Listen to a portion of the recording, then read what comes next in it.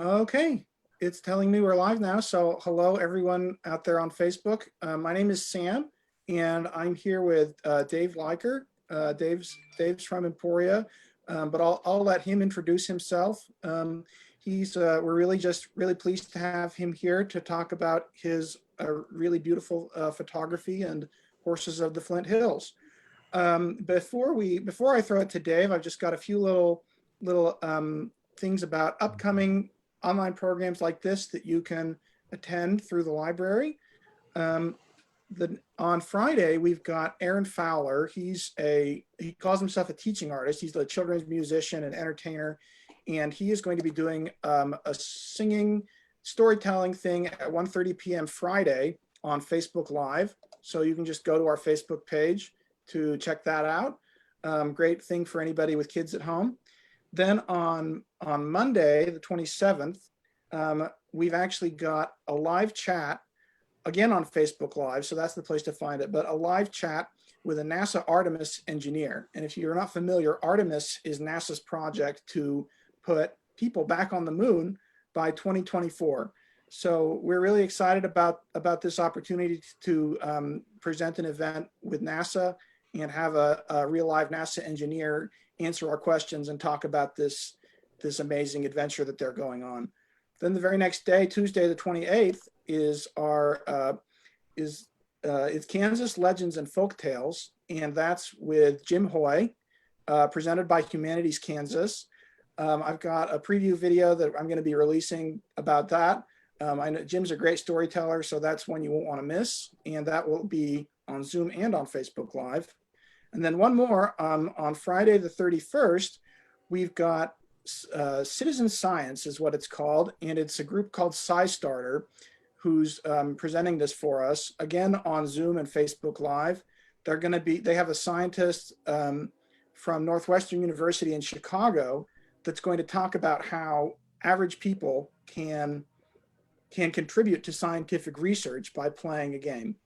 So I hope that wasn't too long. But that's what's coming up at the library. You can check out our website or our Facebook page for more info. And now, without any further ado, I will turn it over to Dave. Thank you, Sam. You're really good at that. Have you been on the radio, television? Well, I think I've improved since the first time that I did this. I was pretty nervous, so thank you for that. Huh. Well, that was a great introduction. Thank you. Anyway, I'm Dave Leiker. I've met with your camera club. I think this is my 4th time presenting to it. So it's wonderful to be back with you in whatever sense we are here, in some virtual sense. It's good to see some faces again. Thank you for having me back. As you may remember, I'm been a photographer for years and years, semi-professional for decades. The honor of being on the board of directors for Pioneer Bluffs, which is the Center for Flint Hills Ranching Heritage. So I have some feet in various aspects of ranching out in the Flint Hills and meeting with the ranchers and cowboys, and occasionally get to go out along on cattle drives. And that has given me good familiarity and materials for something like this.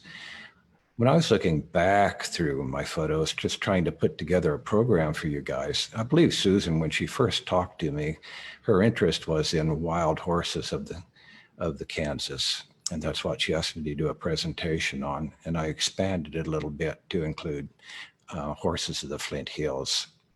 And I found this wonderful animal here, which is actually was down at the Little House on the Prairie Museum near Independence. And if you're looking at him, he doesn't look like a proper horse at all, but he's actually a mule. So the more familiar horse, which is like a Equus caballus, fell in love with a burro, Equus asinus, and they made a baby, and this is what you get. I always thought the more familiar term for a burro was just kind of made up, but it actually goes back to the Latin Equus asinus. Who knew? You learn a lot of things preparing for a program like this. Anyway, when I looked at this face, it seemed kind of oddly appropriate for our times. We're all getting accustomed to wearing our masks now for the pandemic. When I look at this guy, it looks like he wore his mask out in the sun too long. But we're starting a program with an animal that doesn't look very much like a proper horse, and it isn't even the Flint Hills, to introduce a program on horses of the Flint Hills. So hang on, anything can happen here.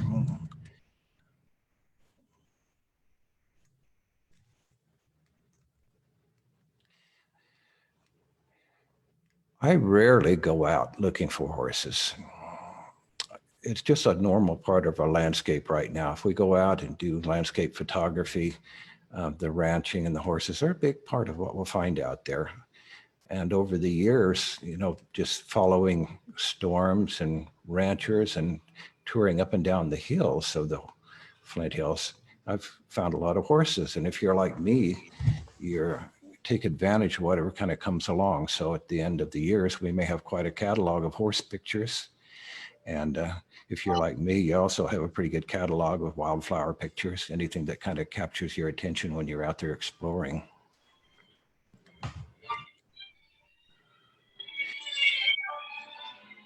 I think somebody needs to mute out there. But anyway, I was chasing a storm here up north of Americus and found these animals running across the landscape. And whenever I find that, it just helps fill the landscape with story and drama and dynamics. I'm basically a people photographer. I'm a visual storyteller. And when I go out, I like to find something that kind of tells a little bit about the space and the people who work out there on the land.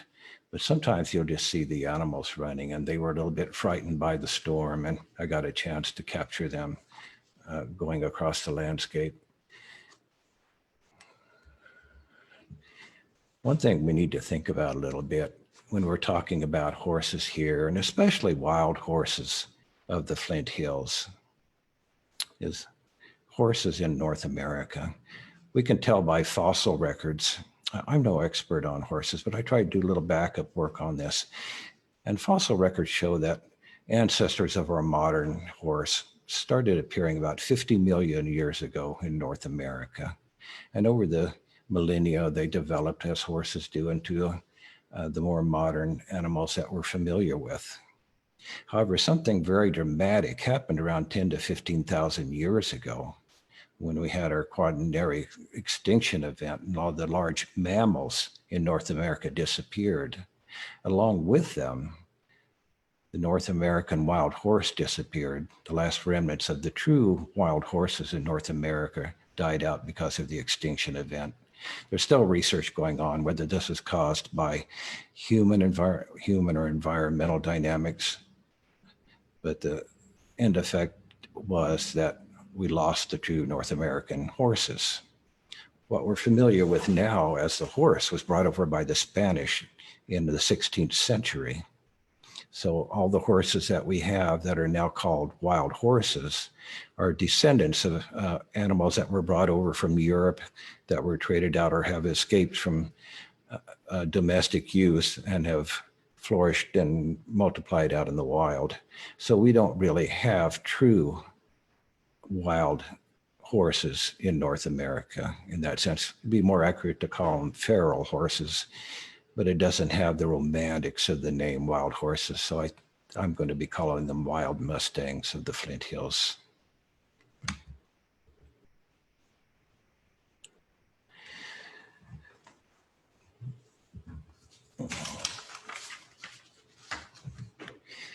We know that the horse became a big important part of Native American culture, and through whatever means, escaped horses that were gathered up or trading with the Spanish, it became an important part of Native American culture. And by the 17th century, it was widely used by the Native Americans in warfare, hunting, and transportation.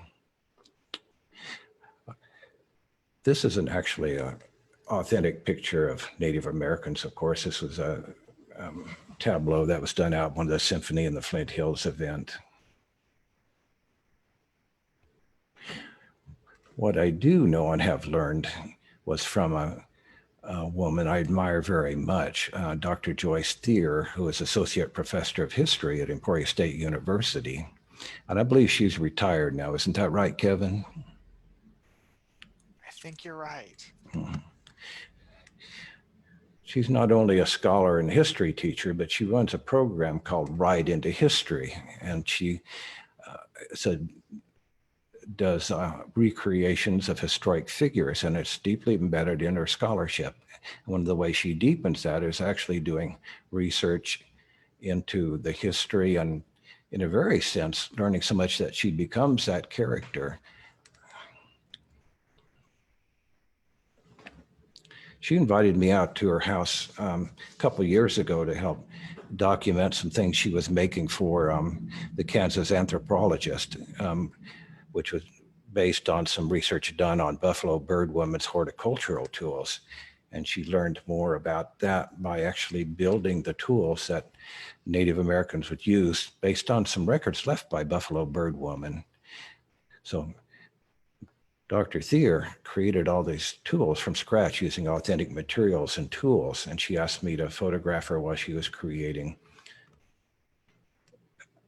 what was the equivalent of a Native American pickup truck, which was called a travois. There's quite a number. I'm just going to show you a few highlights from that.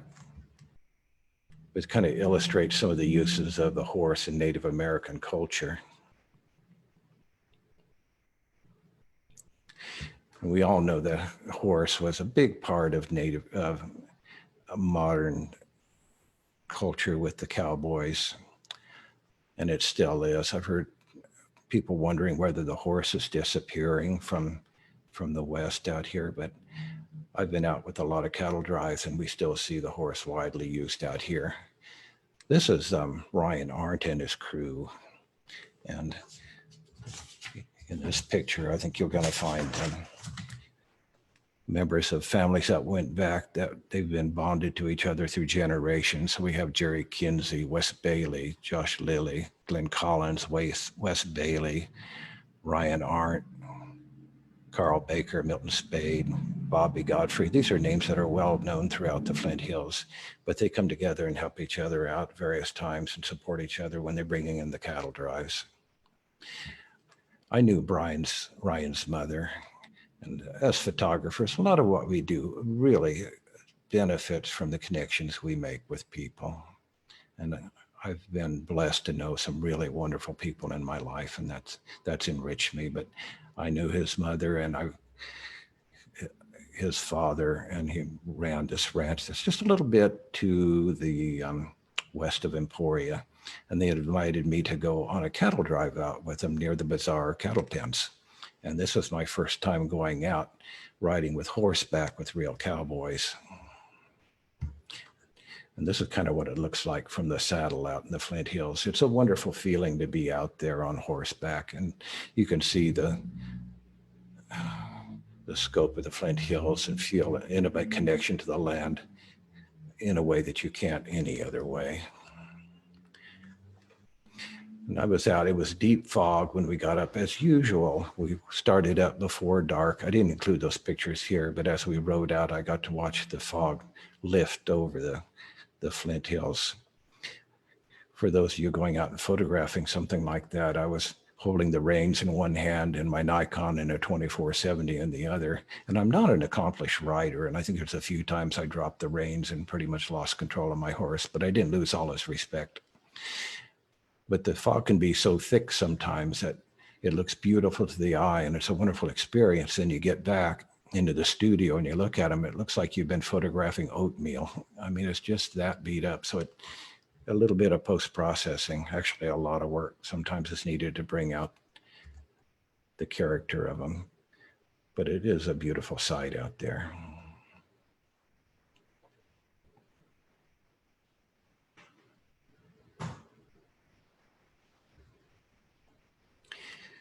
The cowboys brought in the cattle from the west and they went over the turnpike. There's a crossing that goes over. There's a scenic overlook there now and two cattle pens on the other side. And then it takes on a little bit different type of dynamic. When the cowboys run cattle drive, they're very quiet, not like in the movies where you hear a lot of hooping and hollering. They tend to be very calm. They want to keep their cattle calm as they move. Otherwise, they can lose a lot of cattle out in the hills and it's a lot more work gathering them up. But once they get to the other end, the horses also play a big part in doing the calf work. In this case, they brought in calves for some of the normal inoculations and treatments that calves need. So they pulled him through with ropes and dropped a contraption around his neck. If I remember right, they called it a Norfolk, but I'm not sure exactly what it was called.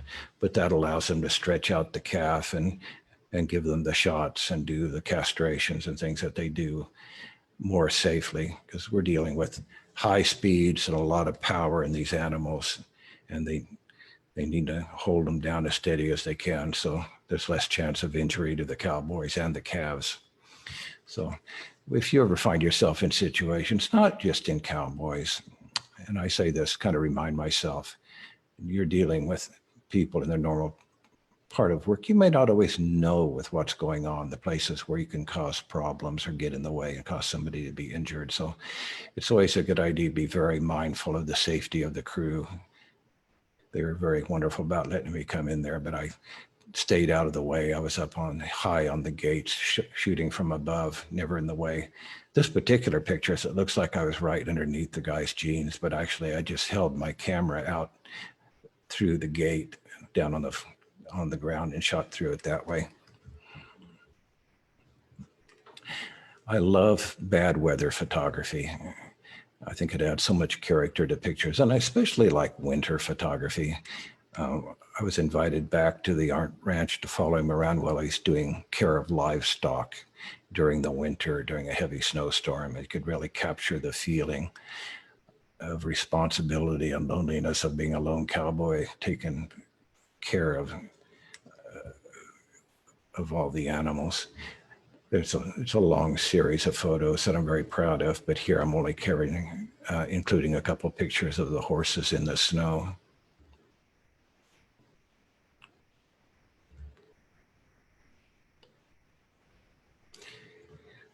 Photographing the snow is a wonderful thing for simplifying the picture.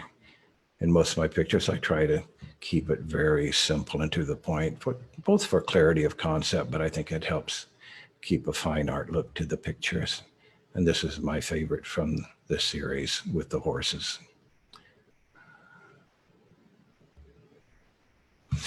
He has 3 children, actually 4 now. At the time I took this, I went back out to visit when those girls were going out. All of his children are girls. And since this time his wife had another baby and she was a girl, but all these 3 girls were riding. And you can see the horse being an important part of ranching life here. But they look so tiny compared to their horses here as they're getting ready to mount up. This is 3 generations of the Arndt family on horseback. And this is Emma. She impressed me so much. I think she was 13 years old at the time. But she was really competent in the saddle, and she competes in rodeo, junior high school rodeo now, I believe. But what impressed me is she ran out there on her horse and blocked the roadway and held back this whole group of cattle all by herself. I thought that was such a gutsy move. I was impressed. One thing you find out if you're going out with cowboys to work, a lot of the time you're going to start before dark. And this is kind of what you see when you get there. They get there early and they need to be in the saddle ready to ride by the time the sun comes up. So you're shooting a lot of the time in very dark conditions.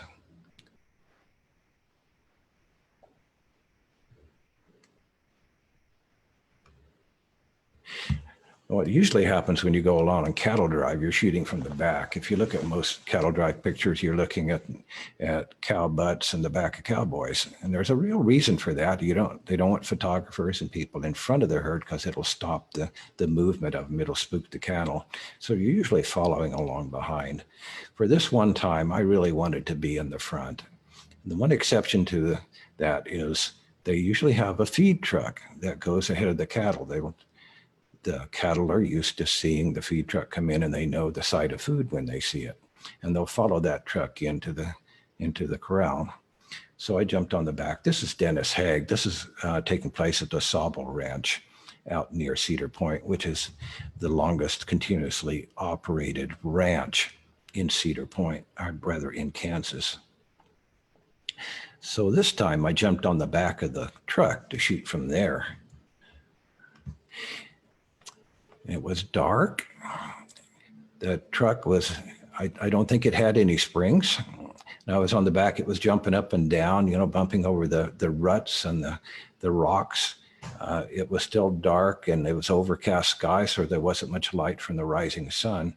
And this is kind of the photos that you normally get from the back of that bouncing truck. Trying to photograph a moving target like that, it's just about impossible in low light. You can take it as impressionistic art, but that really wasn't quite what I was after. But every once in a while, things would slow down enough I could get some atmospheric photos of the cattle drive and the cowboys.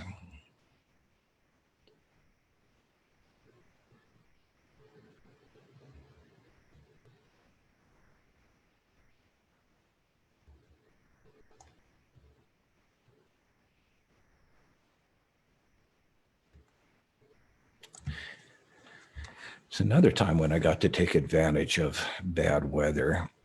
One of the times that most of us were most familiar with seeing horses, especially in the city, would be a rodeo. We have the pro rodeos, ranch rodeos, high school rodeos, pee-wee rodeos. My favorite are the ranch rodeos. And this particular one was some years ago at Strong City. I was in Matfield Green at the time and was told that there was a storm front moving in over the ranch rodeo. So I immediately hoofed it over to Strong City to photograph them. And a huge storm came over. And at this time, it was just after the storm passed. And most of the cowboys were sitting in their trucks. And the place was just inundated and flooded. And I thought they'd probably call it off, but cowboys do not call off their ranch rodeos. They wait until the lightning stops and the rain stops, and they'll go out in the mud.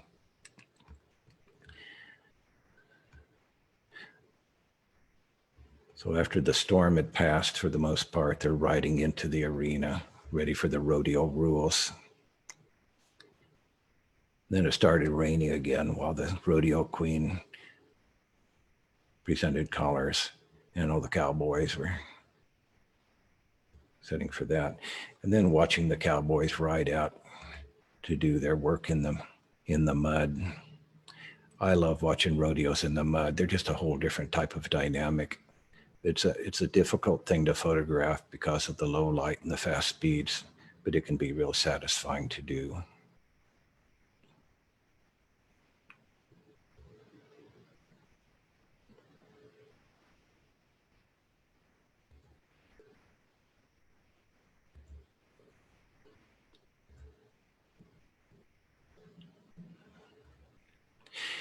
If you've ever been to a rodeo and they're working in the mud, you find something's true. Sometimes it's hard to get the cattle unstuck from the mud. They get their feet down in there and you can't move them. And then this man and his daughter were working on this cow for quite a long time and they could not budge it.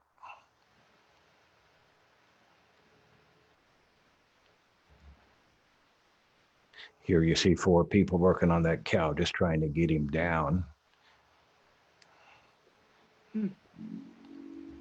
And they finally did. But it's great fun to watch.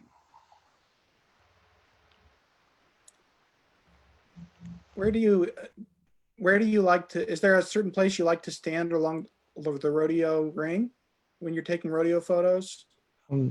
These are small, the Strong City. Well, I guess they're all about the same size, but I like to get right up into the gate so I can put my camera through the rails of the gate or get up, stand on the rails and shoot above it. That can be pretty exciting when you get a steer or something hit the fence right next to you. But it just kind of depends on the event and the action, kind of knowing where to be. And that's just watching and seeing what's going on. Like anything else, you kind of wait and see what the moment provides and then you adapt. That's mostly what we do in photography. We're out there kind of sorting through the chaos of the moment, seeing what offers itself. And we use whatever skills we have to make something of it. Yeah, rodeo photography is something I've done or tried to do, but I could never quite figure it out. It seemed like only one shot out of 4 was in focus. And I don't know if that is just the way it is, or if there was something I could have tried to get a better rate of photos being in focus. Well, a lot of it would depend on your camera, but if you have good lens and good tracking camera, it can help a lot. How fast your camera is able to track fast moving action has a lot to do with your own success. And there's different modes that you can learn to use too that may track some types of action better than others. Another one that I thought was really charming piece of visual storytelling happened out the Flying W Ranch. Most of us don't have the privilege of riding out with real cowboys. I'm very grateful that I've had those opportunities. But there was until recently an opportunity for just about anyone to go on a cattle drive with real cowboys, and that was at the Flying W Ranch, run by Josh and Gwen Hoy. A lot of people have gone out there riding in the Flint Hills, enjoying the scenery on horseback, and participated in some form of real cattle drive out there. That's not going on anymore. About a year back, their home burned down, and with the problems with the pandemic, I'm sure it caused some problems. They've decided to close down that part of their operation, and they're kind of changing their business into grass-fed beef operation. So it's going to be a loss for a lot of people that we don't have that opportunity anymore. But this was a young woman named Morgan Puddin who was doing some horse training at the Flying W Ranch. I met her earlier at another event there and asked if I could come out sometime and photograph her doing some training of the horses. But it's a wonderful study of humans interacting with young animals.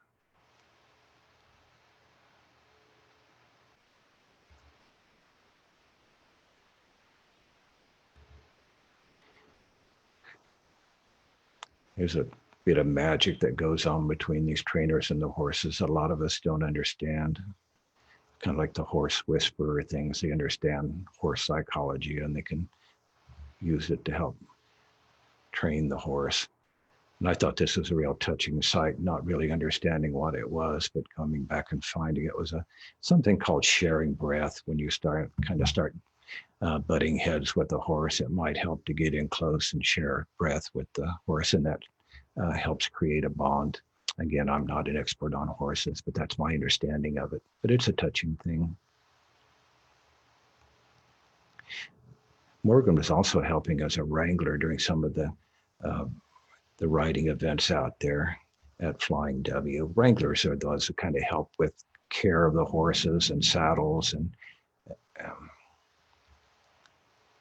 so they're saddling up the horses, getting ready for some of the guests, and then they take them out on the Flint Hills for a ride. And it's just a beautiful experience.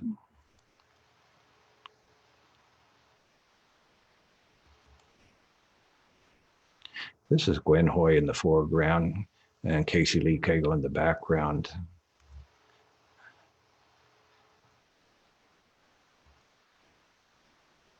This is Josh and Josie. It's a cute picture.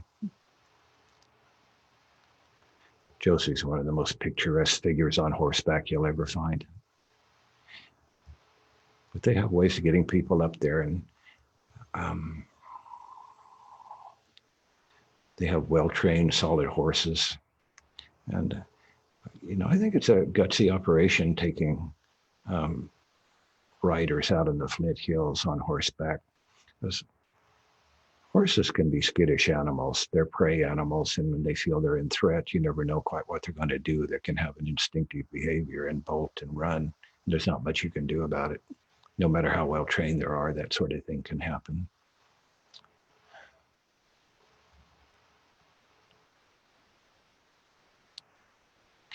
This particular episode, I was out there working on assignment for Kansas Magazine, doing a story on the Flying W.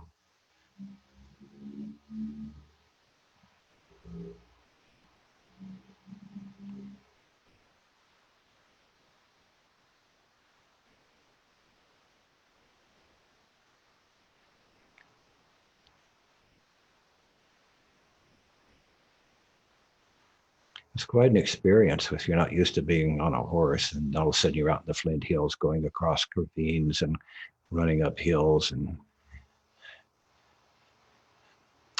depending on your skill levels, you can really take part in the cattle drive. If you're more skilled, you can be moving along faster, whereas if you're just kind of a more unfamiliar with being on horseback, then you just kind of saunter along slowly, moving the cattle from behind.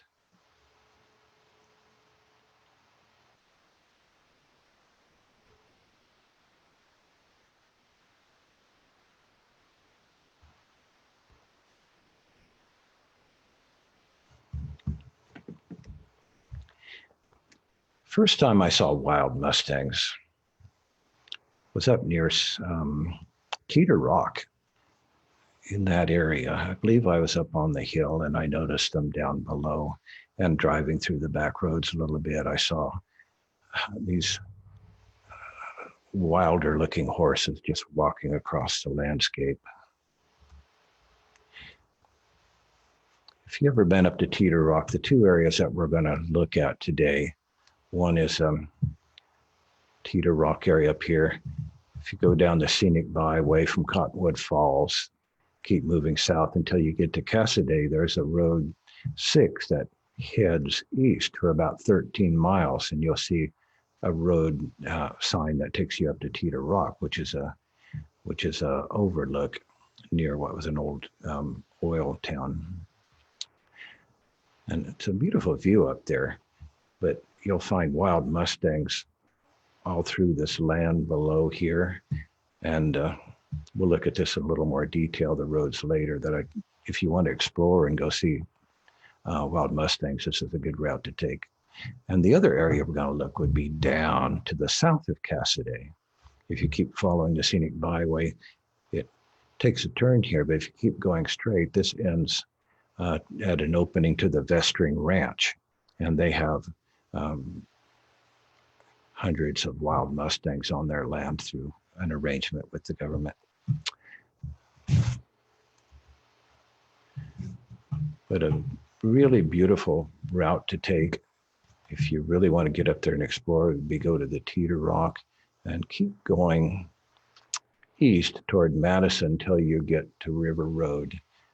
And you can take a right there and it will follow down until you get to the first right. It'll move you back through this road. I believe that's to the west there. And there are wild mustangs all through this area. And it's really a gorgeous spot anyway. So the first time I came through there, I went by in the morning, and it's unusual to really get close to wild mustangs because they are a kind of a skittish species.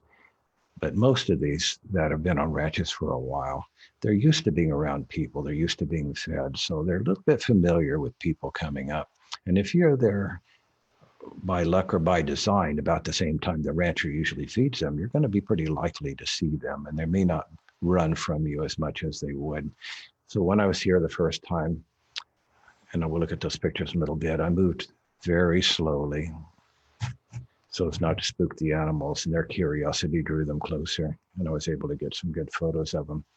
But as you follow this road up, there's a climb here that goes back up toward Teeter Hill Road. And that's a really, really gorgeous spot to explore. If you're going to get on that, I'd recommend that you have an SUV or a four-wheel drive. It can be pretty rough in spots, especially after a rain. Again, this is a view from the top of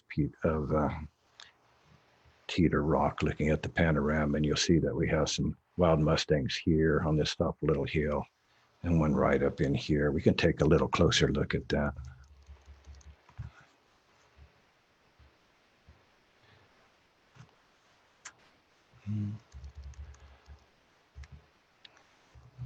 Kind of gives you a sense of how difficult it might be to approach these animals, because they are prey animals and their instincts are for them to be in a safe place. So they may stay on the top of hills like this. You can see that it's been well worn up here.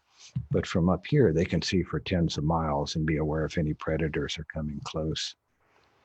And they're really designed to do that. You know, they have these huge eyes, you know, bigger than most any mammal. Just big pie-plate eyes on both sides of the head, and they can pretty much see 350 degrees around them. So you're not going to sneak up on a Mustang or a horse.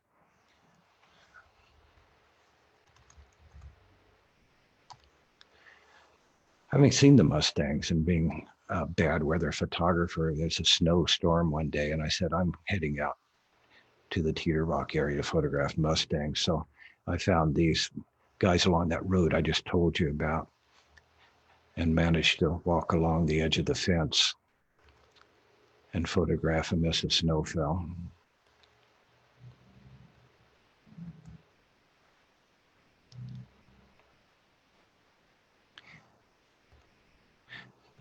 There's a certain chaos in animals when they move around, so that you kind of have to watch and pace and keep an eye out for natural compositions. So it gives a more pleasing arrangement of animals.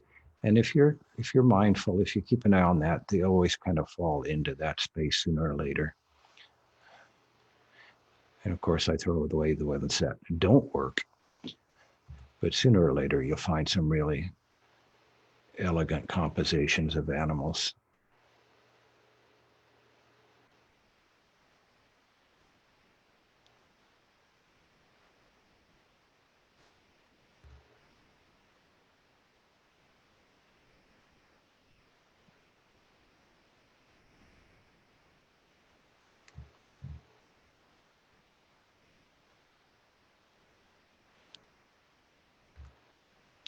Now, the worst weather I've ever gone out and photographed animals in were these pictures. And when this happened, I was working on an assignment with Cindy Hodel, who was a reporter for the Kansas City Star. And actually, we were going to follow the Dirty Kansas. And days ahead, we decided we were going to ride this course of the 200-mile Dirty Kansas and kind of get an idea where we want to be to take photos and tell the story.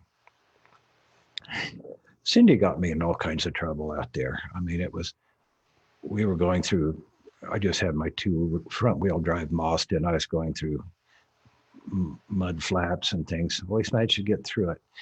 But just in that same area I was talking about, just up the road a little bit, we got caught in one of the most hellacious rainstorms I've ever been in. It was shaking the car. We could hardly see out of it. The rain was hitting so hard. And we're lucky we were up, well, intentionally, I knew the ground, so I stayed up high so we didn't get caught in a flash flood area. But I kind of wiped some of the steam off of my window and looked across, and I saw the outline of wild Mustangs out in the rain. And I said, Cindy, cover yourself. I'm going to open the door. I don't remember exactly what it was, but I knew this was an opportunity to have one of those peak experiences, getting out in a horrible blowing rainstorm and try and photograph wild Mustangs. So I opened the door and it just blew me back. The rain was so hard that I could hardly see through my lens to focus. You know, I could barely see the Mustangs.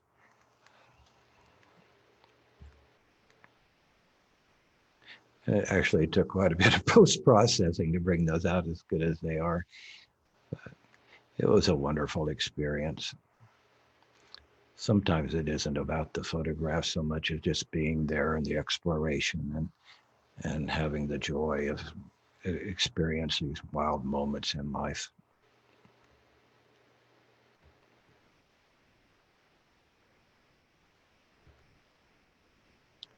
This is Steve Vestring, who owns the Vestring Ranch down below Cassidy. I showed you where that was on the map earlier. This was the first chance I had to actually get out on the land with wild Mustangs. The Vestring Ranch contracts with the Bureau of Land Management to host, I'm not sure how many, but hundreds, perhaps thousands of Mustangs. And they get about $1.20, $1.30 a day for providing land and food. But it's a great privilege, and I'm very grateful to be able to do this. But it was on assignment again from Kansas Magazine. They sent me out there, and I was driven out onto one of their sections of land where they're hosting the wild horses. And I asked if I could just get out of the pickup truck and walk out to the animals. So they left the pickup truck and I walked maybe a quarter mile into the herd of horses.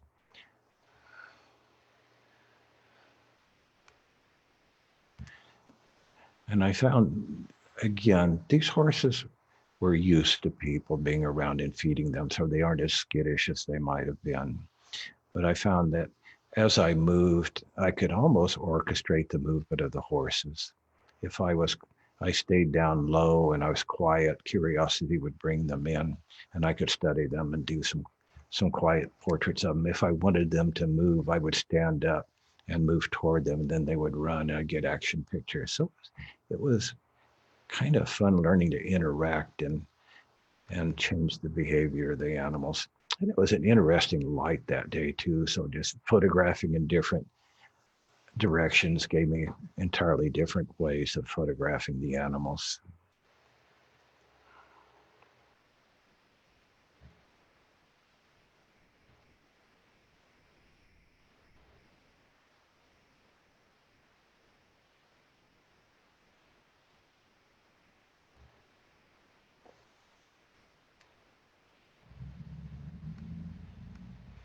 One thing I like to do with bugs, with animals, is beyond just capturing what they look like, is try to catch something about their behavior, the psychology of animals, kind of tell the story about what's the spirit of a horse like.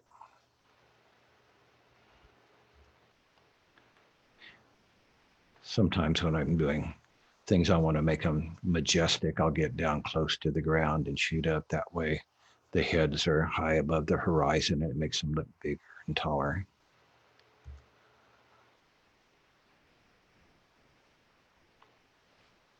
One thing I think really caught my imagination on these animals are the cold tattoos on the side of the neck that are identification numbers. It uses an unusual type of numbering system called the alpha angle code, but this is kind of shows how what those symbols mean, but it looks so sci-fi. You know, it just looks like something from another world. Kind of adds to the feeling of the exotic animals here, especially animals like this, where you have the dreadlocks. You wouldn't want that on a domestic horse, but it's a neat effect.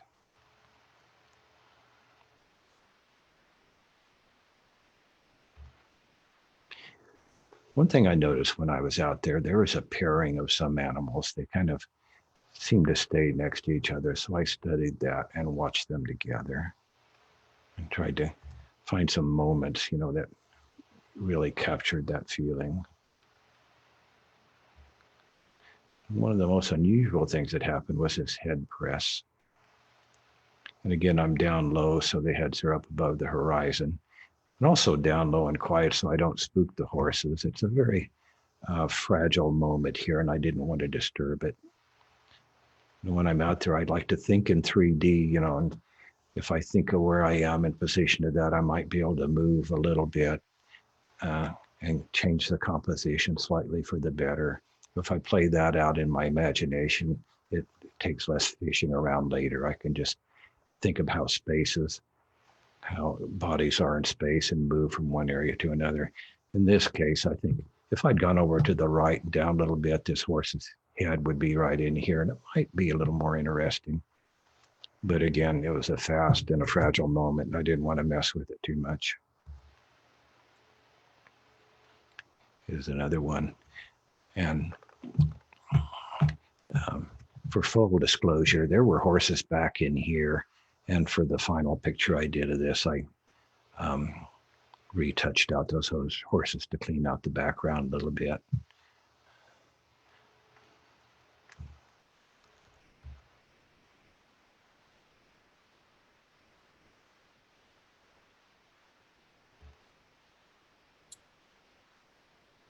Wow, that's impressive. If you hadn't told me that was a photo editing job, I wouldn't have known. That's pretty impressive. I have a background where I'm a decent photographer, but I make a lot of mistakes. So I'm actually pretty well practiced at fixing things. I don't mind saying that, but the important thing is to do this without creating repetitive patterns and those things that are kind of a sign of regret or badly done retouching. But I think I'm pretty proud of it. I even had to go back and recreate the whiskers on the horse. But it did give a much cleaner looking presentation.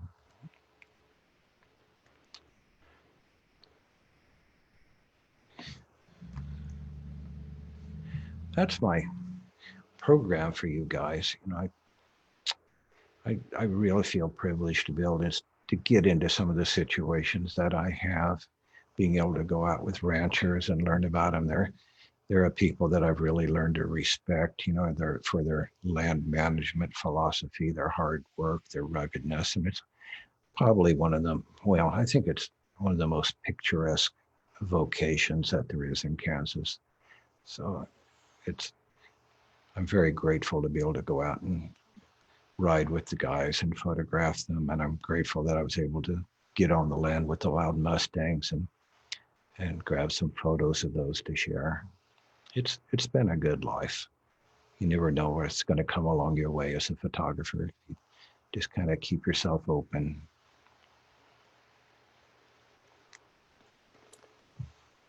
Yeah, well, wow. Thank you very much, Dave. Really appreciate that. Beautiful photos, like a lot of people are saying in the chat. Just blown away by these images. So now we've got some time for Q&A. So anybody on the Zoom, if you want to unmute yourself and do a question or comment, you can do that. Hi, Jim. Hi, Michelle and family. Good to see you out there. Yeah. Yeah, Donna says, I loved your program. I can see your passion. Thank you for sharing your gift. So thank you for that, Donna. And Jim says, superb images, really loved it. And if you're watching on Facebook Live, you can type a question too, and I'll relay it to.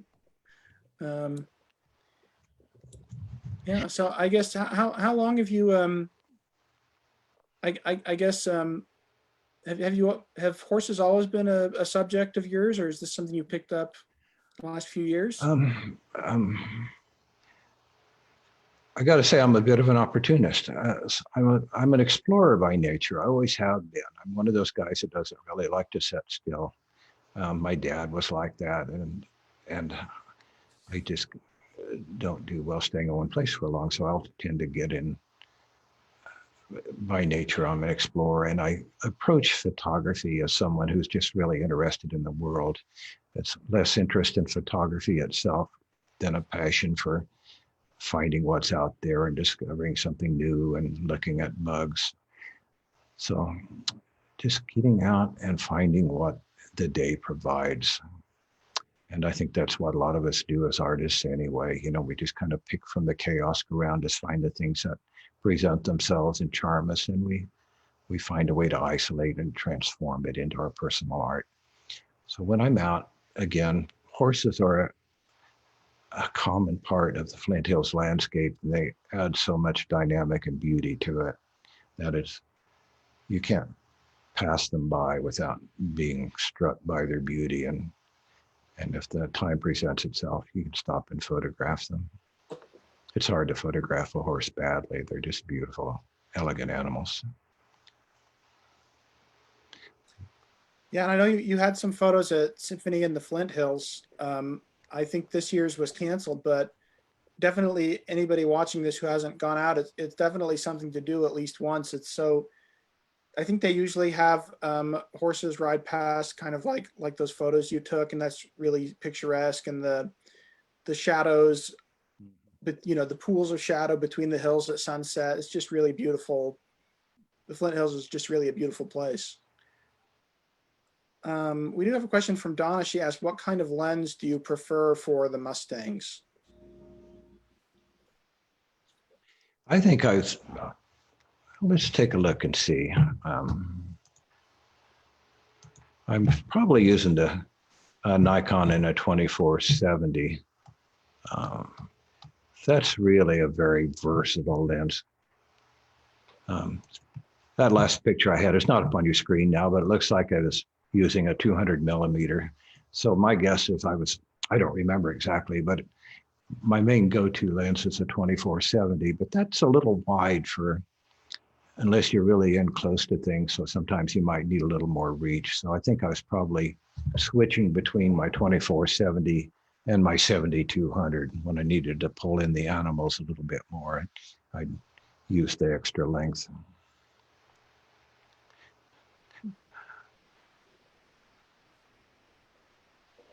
I'd like to say very nice presentation. Thank you for sharing with us tonight.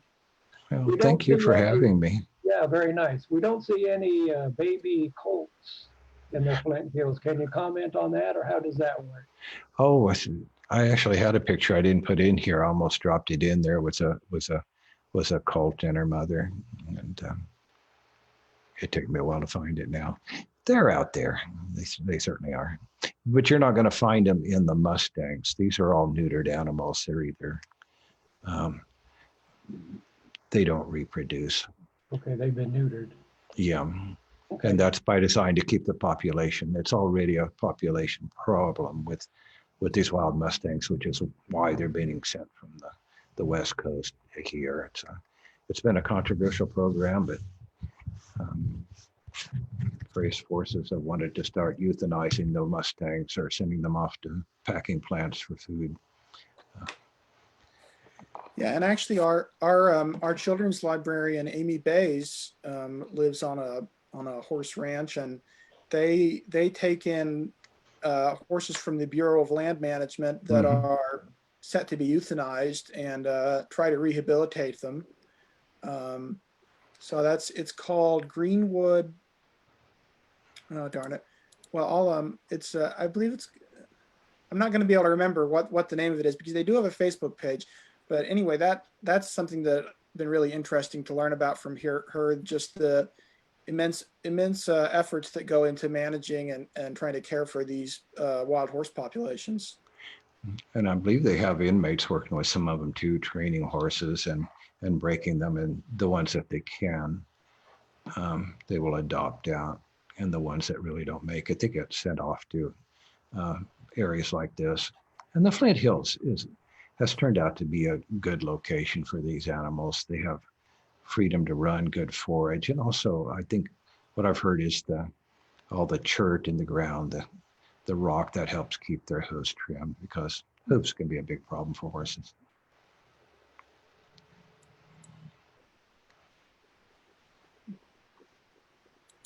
Somebody's looking flashy there at the Pringle house. Yeah. There's one of my favorite horse people right there.